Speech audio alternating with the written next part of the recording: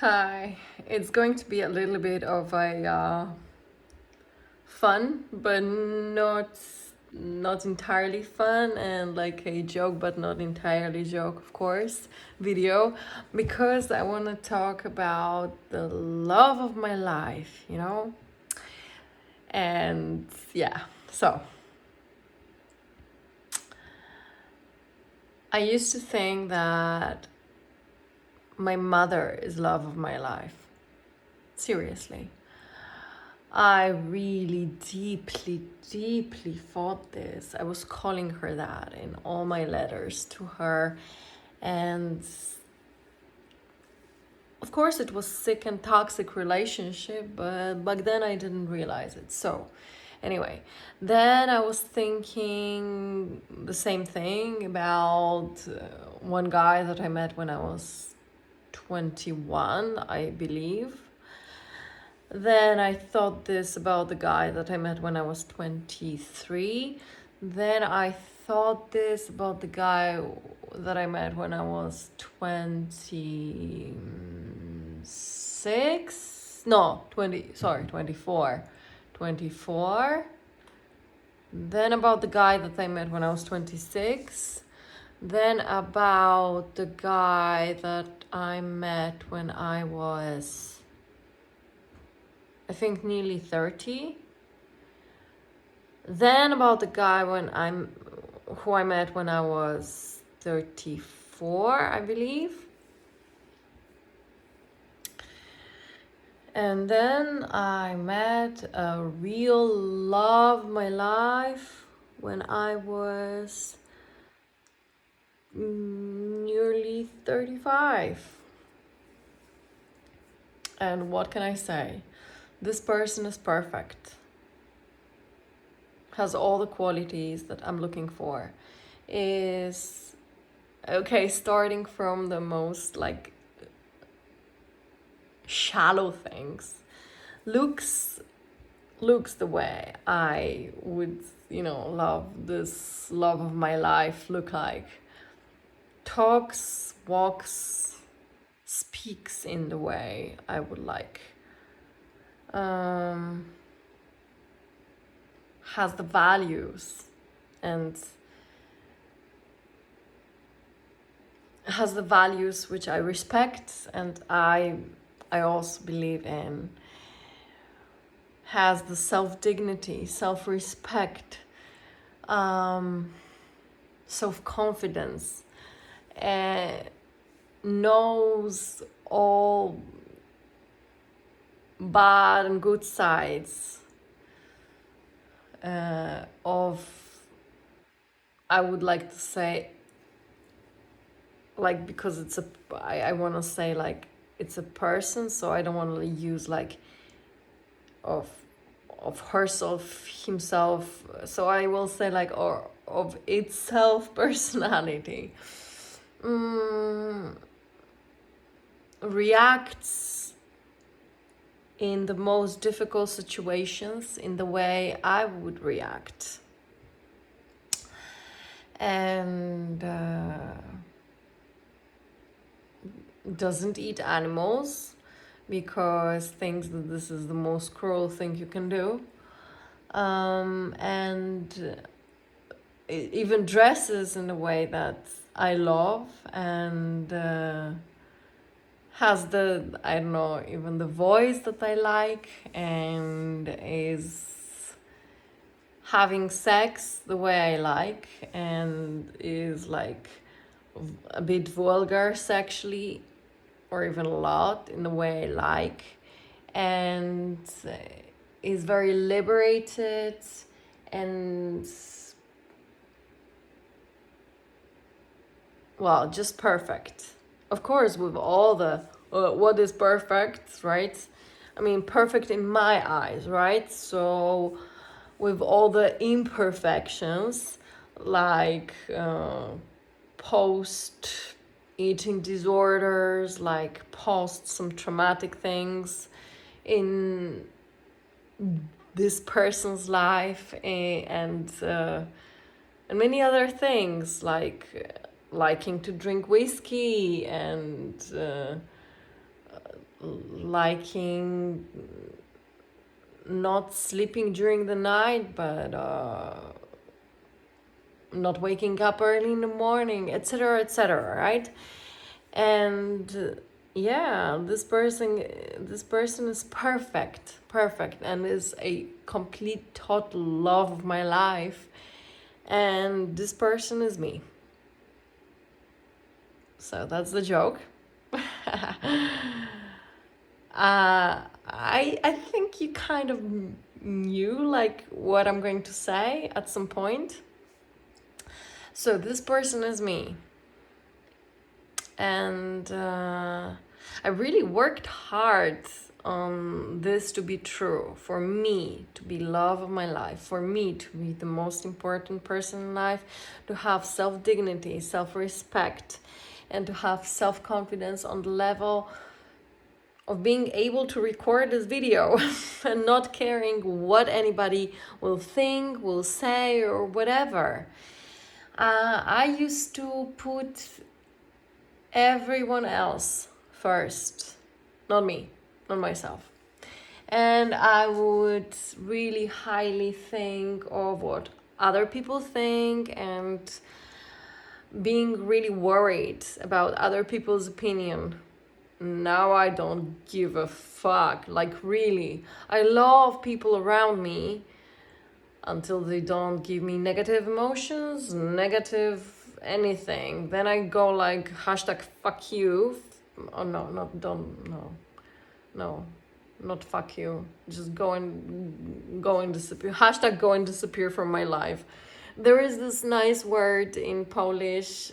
It's like wypierdalaj, and it's kind of like go and fuck yourself, but it's also like get the hell out of here. So you can't really translate it into English, but it's like really great word, like wypierdalaj. It's like invitation to go and fucking get out of my life, you know? But you know, you can learn it. It's easy. Wypierdalaj. I can repeat it and go like hashtag, because you should use hashtag. It's really cool and funny when you do it like this, but also very strong. And so you say like hashtag wypierdalaj. So this is what I used to in my mind.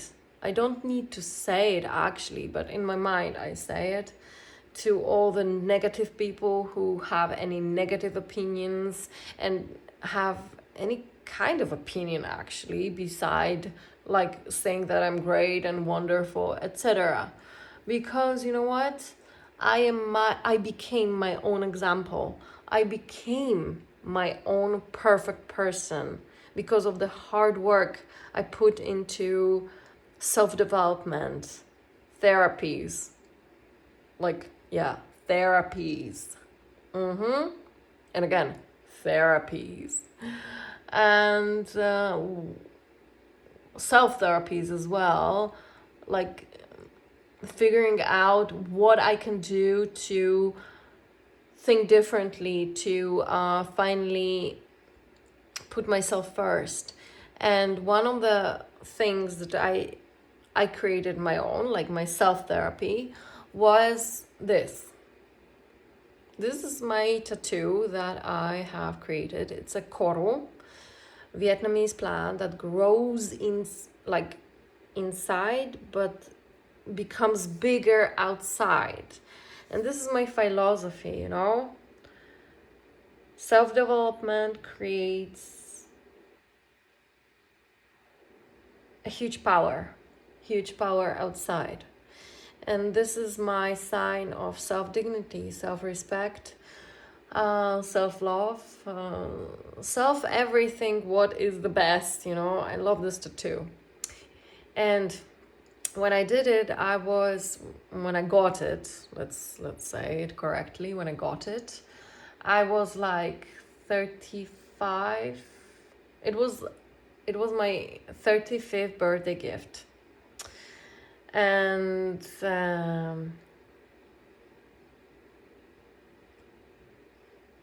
it didn't work at first. Like, I had even looking at it, I didn't understand what that means, self-dignity, self-respect. But I programmed myself. By doing this, I programmed my brain that every time when I look at it, and it's like so close, right? So close to me, so close to my heart.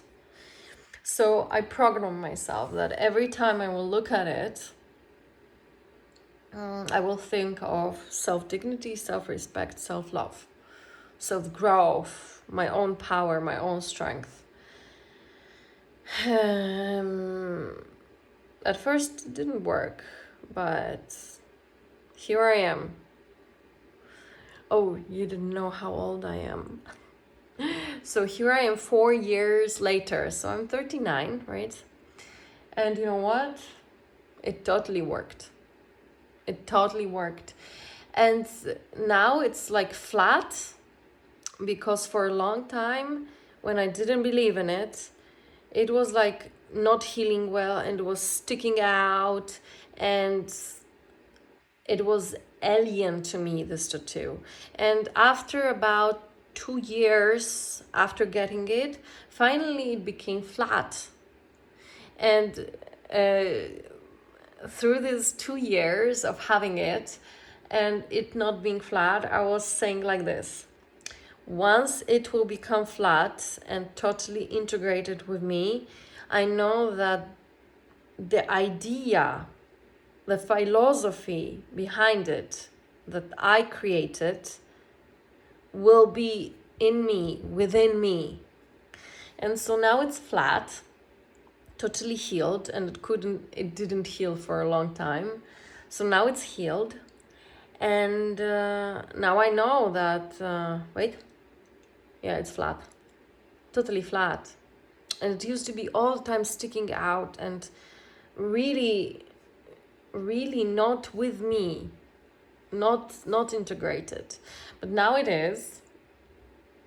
And when I look at it, I smile every time.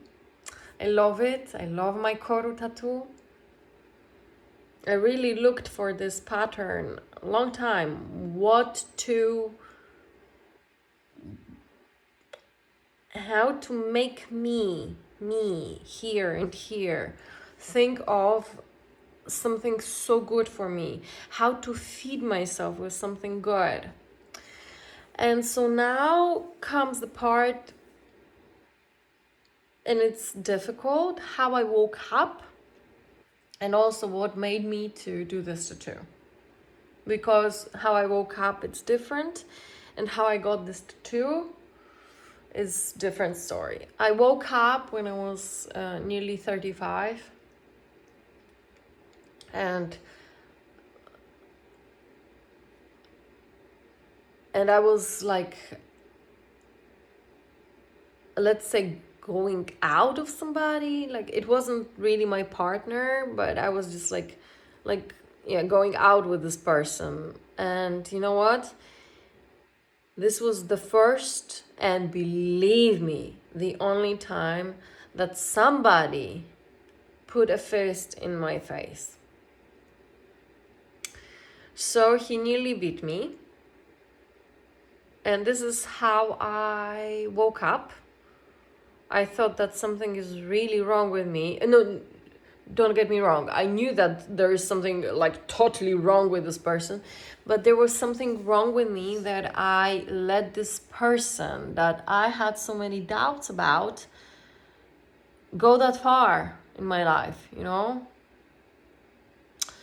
And this is how I discovered I am a victim of violence. And I have problems with violence in my life. And so the therapy started, but it wasn't enough. No. Then I met this other guy who was totally like using me. He didn't do anything violent towards me, but he was using me. He was testing himself by using me, you know? And then finally it ended up like this, that he said that after fucking me, he said that he feels with me like with a sister. And believe me, it was after he was talking about impregnating me, about making me his slave, his slut, his bitch, and so on. It was like a real mindfuck. After all that,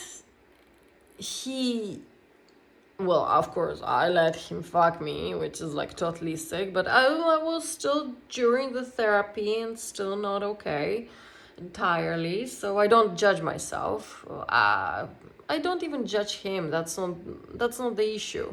It's just like the situation that I'm like seeing and like not really judging, but just like knowing that it's wrong. That's all. So he, after like saying, like after doing all those things, like after saying that like he wants to impregnate me, he wants to make me his slut, bitch, slave, submissive, etc. And I let him do all those things, of course. But then after he like fucked me, because he was gone for a while and then he returned, we were like texting a lot, all those like very intense things, and then he returns and he fucks me, and then he says like, oh, he just needed to check and confirm that, but he feels like with the sister, like with a sister with me. And then I woke up second time and I said like, before I left his apartment, I said like, well, how do you feel? Because you just fucked your sister. Then I left, but oh yeah, I had such a fucking meltdown, and this was the time when I nearly killed myself. And after that, I got the tattoo. No, after that, because no, sorry. After the first thing, I got the tattoo, but after this situation, I really started working with my tattoo. I really started. It stopped. Actually, yeah, this is the thing. Sorry, it stopped me from killing myself, because when I wanted to like kill myself after all the situation, I saw this tattoo. And it stopped me from doing it because it woke up my brain. And it was a great wake-up call. It told me, I was like staring at it because I wanted to cut myself, but I was staring at it and I was saying self-dignity, self-respect, self-love, self-growth. And that was when the real healing process started, when I understood that no one beside me will decide what my life will be. So, as you see, it is a kind of a joke video, but it's not. And it's kind of funny, but it's not. None of my videos are, right?